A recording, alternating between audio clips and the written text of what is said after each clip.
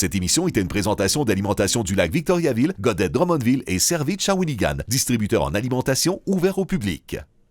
Hey la gang, venez-vous-en, on va se baigner dans la piscine! Après ça, je vais vous préparer des grignotines. Allez, venez-vous-en, on se baigne, il fait chaud, venez-vous-en!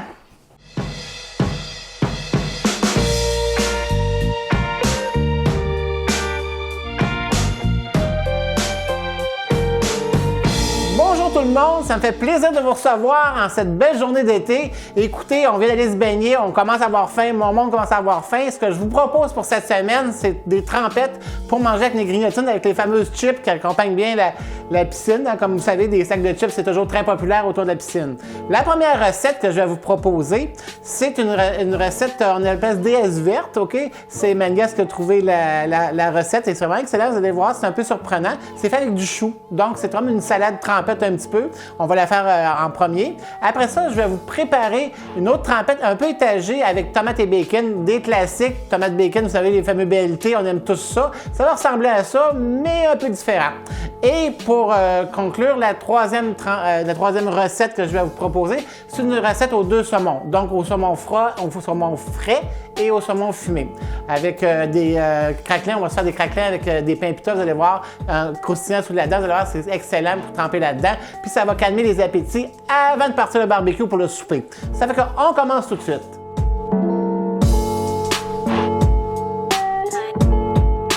Pour la première recette, la fameuse trempette déesse verte, ça prend du chou vert. Ça pourrait être, ici j'ai pris un chou vert traditionnel, mais vous pourriez prendre un chou frisé aussi si vous préférez. Ça prend des échalotes,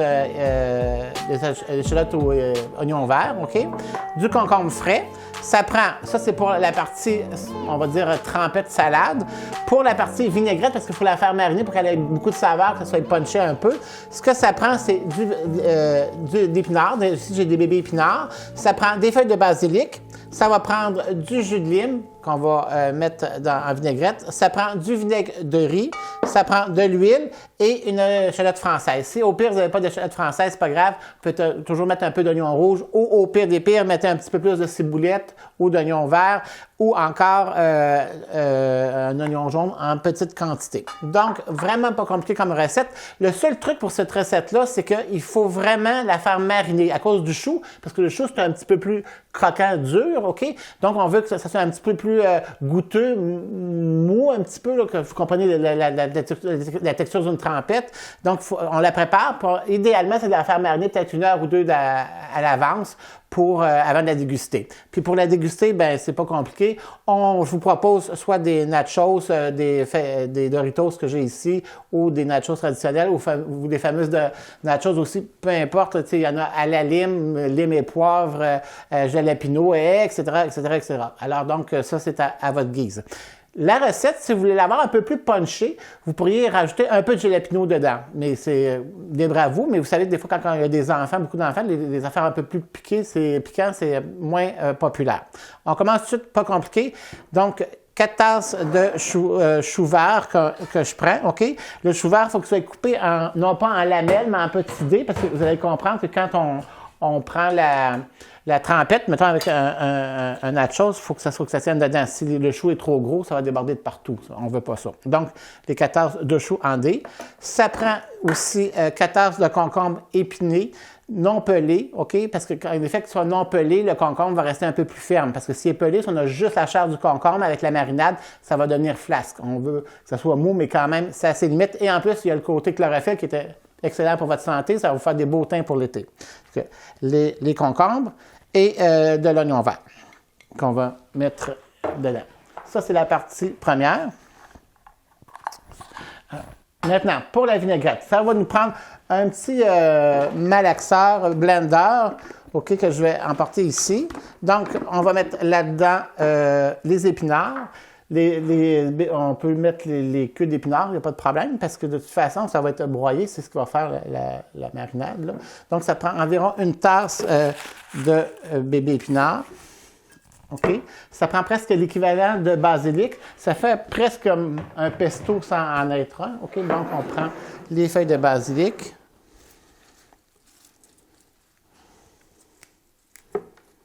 Si vous en avez dans le jardin, bien, c'est tant mieux.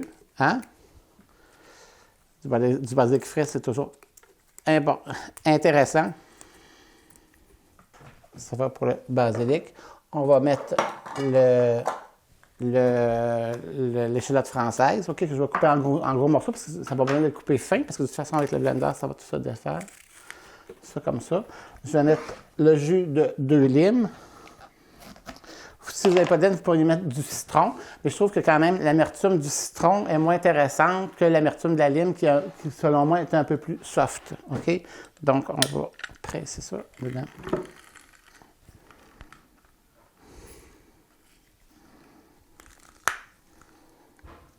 En goûtant tantôt, si vous trouvez que c'est pas assez, comment je dirais ça, acidulé, on peut rajouter du zeste de lime ou aussi du zeste, c'est sûr, ou un peu un autre lime aussi, il n'y a pas de problème. Et puis, on met à peu près 1 à 2 cuillères à soupe de vinaigre de riz. Si vous n'avez pas de vinaigre de riz, vous pouvez prendre un vinaigre de vin, au pire des pires. OK, on va mettre de l'huile, environ 1/4 de tasse d'huile. Évitez de mettre de l'huile d'olive première pression parce que vous savez très bien que l'huile d'olive première pression au froid, parce qu'on va la mettre au frigidaire pour la faire mariner, la trempette, elle va se solidifier. Donc, on ne va pas avoir des morceaux de gras alentour de notre chou. C'est pas ça qu'on veut. On veut vraiment que ça soit liquide. Et on va mettre du sel et poivre au goût. Et comme je vous dis, si vous voulez avoir plus punché, vous pouvez très bien mettre du jalapeno ou encore des flocons de piment fort ou du poivre de Cayenne dans la recette. Et on part la machine.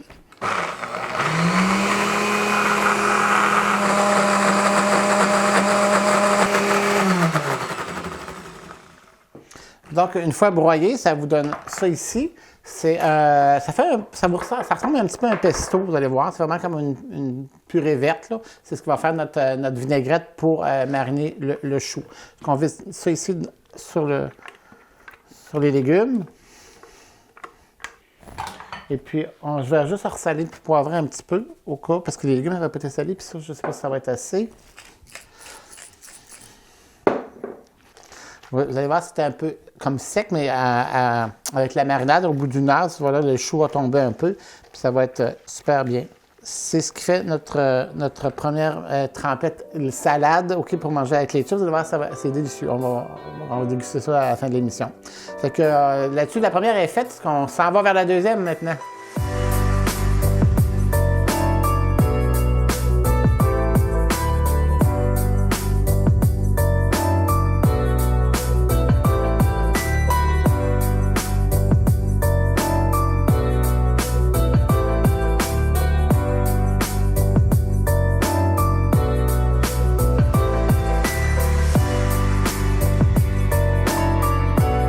La deuxième recette, c'est une recette étagée, c'est une trempette étagée. Pour la créer, je me suis inspiré, vous savez, des fameuses trempettes salsa étagées où il y a salsa dans le fond, crème sûre, guacamole, ciboulette, fromage sur le dessus, puis les gens font trempette dans le plat. C'est à peu près le même principe, mais pour la faire, ce qu'on a besoin, notre base, c'est qu'on a besoin de crème sûre et de mayonnaise.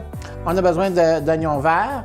On a besoin de tomates italiennes coupées en dés.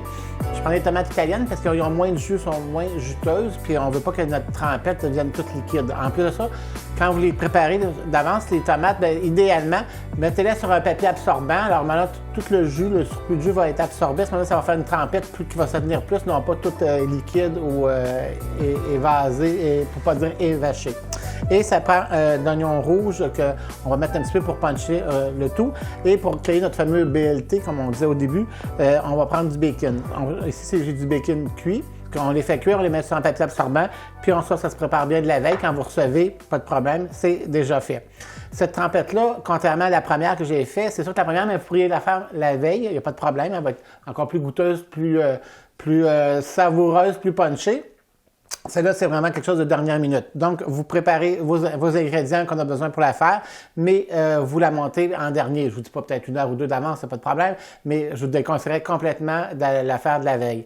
À cette base-là, ça c'était un peu une idée que je vous donne avec ça, mais vous pourriez rajouter du poivron de couleur, vous pourriez rajouter des piments forts, jalapeno, ou des flocons de piment, ou encore des olives aussi, ça pourrait être intéressant, des morceaux d'olive noire, des morceaux d'olive verte, ça pourrait être le fun.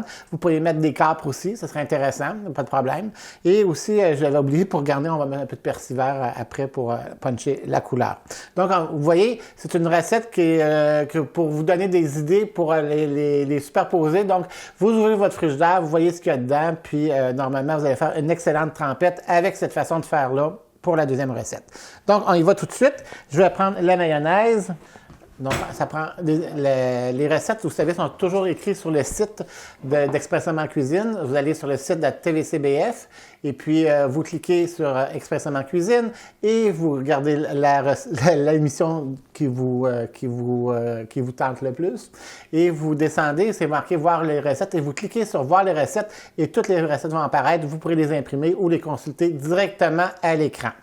Donc, pour faire, on prend notre mayonnaise. Et on va mettre une quantité égale de crème sûre. Notre possibilité aussi, si vous préférez, ça pourrait être du yogourt nature, ça pourrait faire l'affaire aussi, ou encore du Philadelphia. On pourrait mélanger du Philadelphia là-dedans, le rendre plus crémeux, le fouetter, ou vous l'achetez tout fouetté, ça existe aussi, parce que vous voulez jamais que l'émission, c'est Expressément Cuisine, donc on tourne les coins un peu plus rapidement. OK, avec ça, donc ça pourrait être du Philadelphia aussi qu'on pourrait mettre comme base. Mais ici, je vais mettre à moitié-moitié crème sûre et mayonnaise. La mayonnaise, ici, je vais prendre la 14 % parce que je trouve que ça se tient plus. Quand il fait chaud l'été, c'est plus punché. À ça, je vais rajouter sel et poivre. Et puis, je vais mélanger tout ça. C'est pas vraiment compliqué. Pas de cuisson à faire, pas rien, à part le bacon, c'est vrai. Donc, c'est notre base. On va prendre un plateau. Ici, moi, je vais prendre un plateau sur pied, mais dans le fond, vous pourrez prendre le plateau que vous voulez. L'idée, c'est d'avoir une assiette de présentation. Donc, on va venir mettre la mayonnaise, la préparation de mayonnaise et crème sûre dans le fond. Parce que l'été, on aime ça quand il y a des trucs semblables autour de la fameuse piscine ou peu importe, là, sur le patio. C'est toujours intéressant d'avoir des trempettes ou de faire les 5 à 7 ou avec de la bière ou du vin blanc ou peu importe. Donc, en premier, pour les couleurs, je vais mettre les flocons de tomates, les quartiers de tomates. On va mettre de l'oignon rouge et de l'oignon vert. C'est des recettes d'été, on ne veut pas cuisiner longtemps, on ne veut pas passer 3 heures dans la cuisine à préparer nos choses. Le bacon, c'est comme les tomates. J'ai mis des morceaux comme ça, mais j'éviterais de mettre des morceaux trop petits parce que si les morceaux sont trop petits, ça va faire un petit peu plus, j'allais dire peut-être liquide ou, en guillemets, boiteux. Donc, ça prend un morceau quand même assez bon, assez gros, pour que, pas trop gros non plus, mais pour que quand on le coque sous la bouche, pour que ça soit vraiment une texture, qu'on reconnaisse un carré de tomate, un carré d'oignon rouge, un carré d'oignon vert, un morceau de bacon, ça va être le fun. Parce que donc, je mets du bacon en masse sur le dessus. Comme ça, et on va finir avec un petit peu de persil haché pour le puncher. Voilà ma trempette à la tomate et au bacon. Pour manger avec ça, je vous conseille des chips dont les chips ondulés. Vous savez, il y a des chips épaisses ondulées parce que quand même, ça a un certain poids, cette trempette-là. Donc, quand on vient avec les chips, on prend une bonne dose de trempette puis on se régale. Ou encore, vous pouvez faire des craquelins ou peu importe les craquelins que vous achetez ou que vous ferez. Parce que tout à l'heure, on va en faire une sorte de craquelin qu'on pourrait se servir avec ça. Est-ce qu'on s'en va avec la recette de trempette aux 2 saumons cette fois-ci?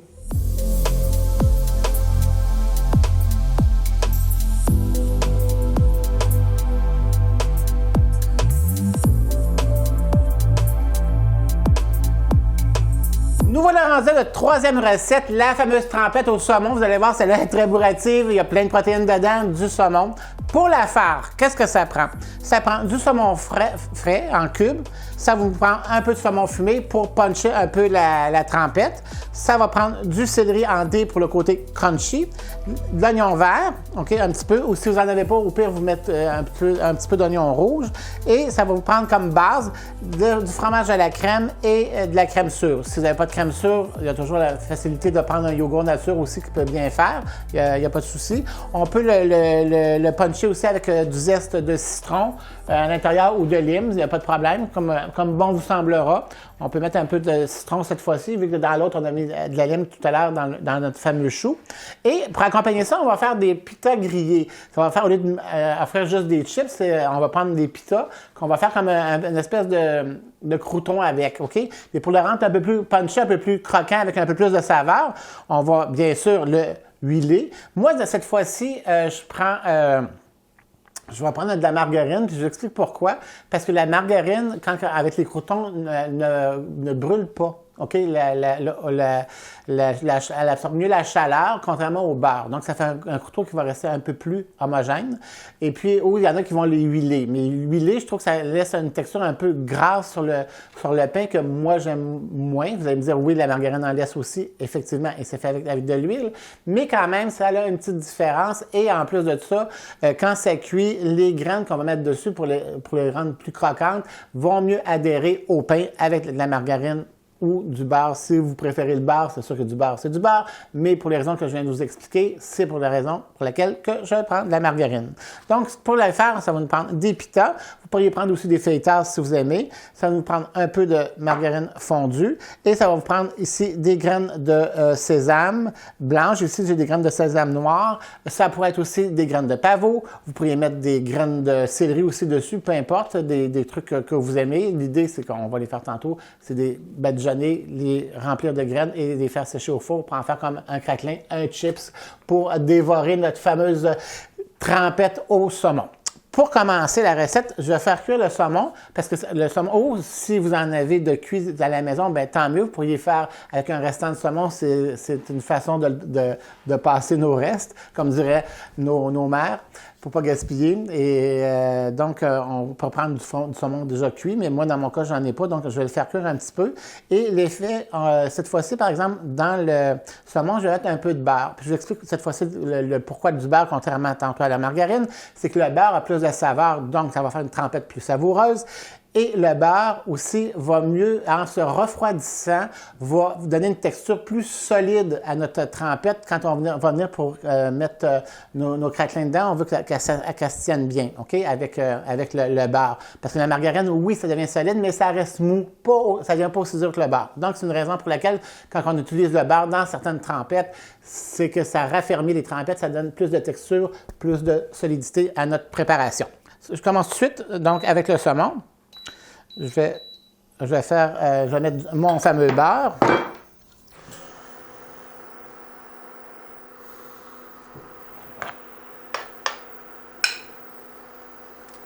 On verse donc, quand notre beurre est fondu, on ne veut pas un beurre noisette parce qu'on veut que le saumon reste le plus rose possible.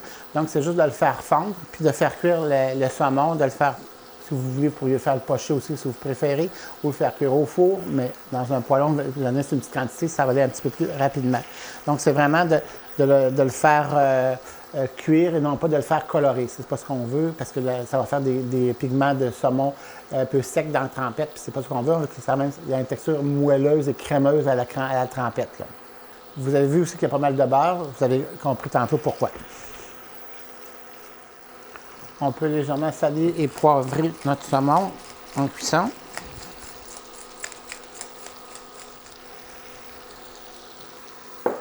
Et on laisse les morceaux de saumon. Vous avez vu, les morceaux de saumon que j'ai mis à l'intérieur sont un peu gros parce qu'on veut que ça soit gourmand quand on va prendre un morceau de trempette avec le craquelin. On veut vraiment croquer, manger dans un morceau de saumon, goûter le saumon.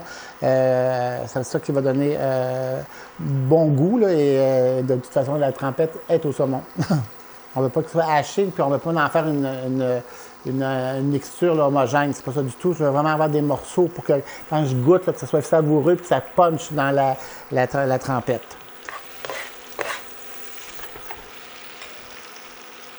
OK, parce que notre poisson il est prêt. Dès qu'il est blanchi, notre poisson est prêt. On ne va pas le surcuire non plus, puis on ne va pas le colorer. Puis vous avez vu qu'il y a pas mal de barres, c'est ce qui va donner le moelleux à la trempette. On va étendre tout ça. On va mettre ça de côté pour faire refroidir le saumon avant de faire le restant de la mixture. Ce que ça donne ça, puis ça, on va le faire refroidir. Puis pendant ce temps-là, on va faire un autre petit hors-d'œuvre. Sur le bord de la piscine, il y a toujours des trucs, on a toujours faim. Puis un petit truc peut-être que tout le monde connaît, c'est les fameuses asperges et prosciutto. J'imagine que vous avez déjà peut-être essayé ça. Sinon, si vous ne l'avez pas essayé, ça va être un bon truc et c'est toujours bon. L'idée, en soi, c'est de prendre, pas compliqué, du prosciutto et des asperges. Ici, j'ai des asperges de grosseur assez importante, là, OK? Donc, on les fait bouillir, les asperges.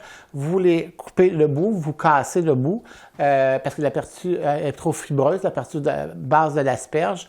Si les asperges sont à peu près de cette grosseur-là, vous, dans l'eau bouillante, vous les pochez, OK, façon de parler, environ 3 à 4 minutes, pas plus que ça, et vous les transverser tout de suite une fois que c'est fait dans un bain d'eau froide pour stopper la cuisson. Sinon, la chlorophylle va faire en sorte que les asperges vont changer de couleur, vont devenir brunâtres au lieu de rester plutôt vertes comme ils sont là. S'ils sont plus fines, bien, allez-y peut-être 1 minute ou 2 ou testez là, en essayant une au goût. Mais normalement, le minimum, c'est sûr que c'est 1 minute et demie. Là, c'est vraiment un minimum à 2 minutes. Ils sont très, très fines parce que des fois, les petites asperges du printemps sont très, très fines. Mais ça, c'est des asperges d'été. Des fois, ils ont déjà eu le temps de prendre de la vigueur et de l'ampleur là, au cours des semaines. Ce que ça prend, donc ça, et le prosciutto. Facile à faire, c'est qu'on prend une tranche de prosciutto. OK. Parce que voilà, je vous en fais juste quelques-unes, je vous fais grâce de la démonstration, mais pour bien enrober l'asperge au complet, c'est qu'on la part au 45, OK? On va partir un peu, parce que si je la fais comme ça va mal se plier. Si je la pars comme ça, ce qui va faire en sorte que je vais le rouler, mais il va y avoir juste une partie centrale qui va être remplie de prosciutto. Ce que je veux, c'est toute l'asperge, donc je la mets au 45, puis elle va tout meubler l'asperge au complet. Puis on évite d'enrober la tête, par exemple, parce que c'est le côté intéressant. Je juste ça. Tiens. On peut toujours jouer un petit peu avec. Donc, ça donne un petit peu des cigares de prosciutto. Vous allez voir, c'est super bon, c'est salé un peu. Surtout si on prend une fameuse bière là, autour de la piscine, c'est toujours le fun, ça. Puis c'est protéiné. Donc, là, je viens de montrer ce que ça faisait quand on la faisait droite. Donc, contrairement à ça ici, ça c'est 45, ça c'est droit. Donc, vous voyez que ça fait pareil, mais c'est parce qu'ici, il y a beaucoup de viande comparativement à l'autre, où la viande est plus répartie à chaque bouchée. C'est qu'on laisse refroidir comme il faut mon saumon, puis je reviens dans quelques secondes.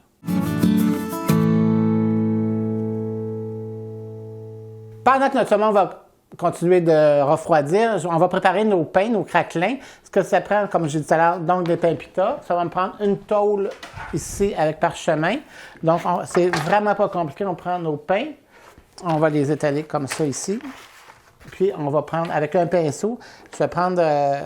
comme je vous disais tantôt, la margarine qui est légèrement fondue, elle reste fondue, même si elle est refroidie. Okay? Donc, je vais juste venir... Il ne faut pas les huiler trop non plus, parce que ça va venir gras, puis ça ne sera pas vraiment intéressant. Une fois que c'est fait, on prend des graines de sésame. Puis mettez-en amplement, parce que c'est ce qui va donner le croquant, puis la saveur du sésame, ça va être intéressant sur le pain. Ça, on envoie ça au four à 325, pas plus que ça, parce que si vous cuisez trop vite, ce qui va arriver, c'est que le pain va vraiment griller, puisqu'on ne veut pas, on veut qu'il sèche, on veut qu'il vienne cassant, croustillant. Pas nécessairement juste griller, c'est pas excusez le mot, c'est pas des rôtis qu'on fait ou des toasts du matin. Ça fait qu'on veut vraiment un crouton, quelque chose de cassant, de croustillant, de chips, OK? Donc, c'est pour ça que je mets le four plus bas, pour faire en sorte que le pain ait le temps de sécher puis de devenir cassant. On met ça au four à 325, environ 10 minutes ou 8-10 minutes ou à peu près 15 minutes. Ça dépend des fours, là, mais environ ça. Plus centre-bas du four que dans le bas, parce que dans le bas, ça va trop griller le dessous rapidement. Une fois que c'est fait, au bout de 10-15 minutes, on fait refroidir et ça nous donne ça. Donc, ça fait un pain qui est un peu homogène et ce qu'on veut, c'est vraiment vous comprenez, le craquelin de ça, c'est vraiment ça qu'on veut. C'est casser comme un chips, OK? Donc, on va se faire un essai de présentation. Puis après ça, je vais monter la trempette de saumon. Puis, on va pouvoir en manger. Donc, vous voyez, c'est vraiment cassant. Puis, d'un côté sympathique, les gens peuvent prendre un morceau et le casser dans leur assiette sans problème. Et le dessous est quand même bien grillé parce que c'est ce qu'on veut. Et souvent, un petit truc aussi, vous pouvez c'est ce que j'ai fait ce matin, un petit truc, un petit secret que je vous partage. Le pain, on l'a laissé environ 10 minutes au four à 325. Une fois que ça a été fait, il n'était pas tout à fait encore assez grillé, mais j'ai fermé le fourneau, tout ça, et j'ai rajouté 3-4 minutes de plus. Puis, j'ai laissé refroidir, pas refroidir, mais laisser au four ces minutes-là de plus, ce qui fait en faire sorte que le pain a continué à sécher et à casser sans nécessairement cuire avec la chaleur du four ou la ventilation du convection que moi j'ai utilisé. On va serrer ça, et puis là, c'est vrai, on fait notre trempette. Dans un bol, je vais mettre ça de côté ici, je vais prendre le Philadelphia, puis à l'aide, je l'ai laissé tempérer température de la pièce, évidemment. Puis, on va juste le défaire à la fourchette un petit peu pour le mousser. Ça fait presque, dans le fond, on pourrait presque appeler ça une terrine parce que ça va être assez consistant, notre affaire. On met de la crème sûre, une quantité égale de crème sûre à l'intérieur.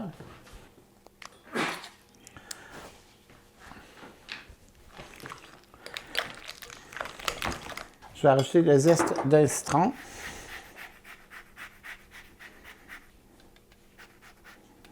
Voilà. Je vais rajouter du céleri, coupé en petits dés,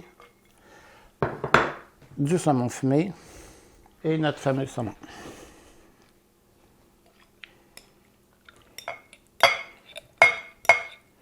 Comme ça, ça fait peut-être vous allez voir, ça a l'air un petit peu liquide, mais vous allez voir qu'en refroidissant, le beurre va se contracter et puis la préparation va prendre de la fermeté. On peut juste peut-être ressaler un peu et poivrer toujours abondamment.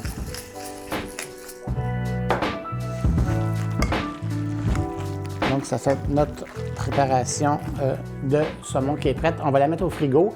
Puis pendant qu'ils font finir de se baigner, je vais préparer la table, puis on se revoit.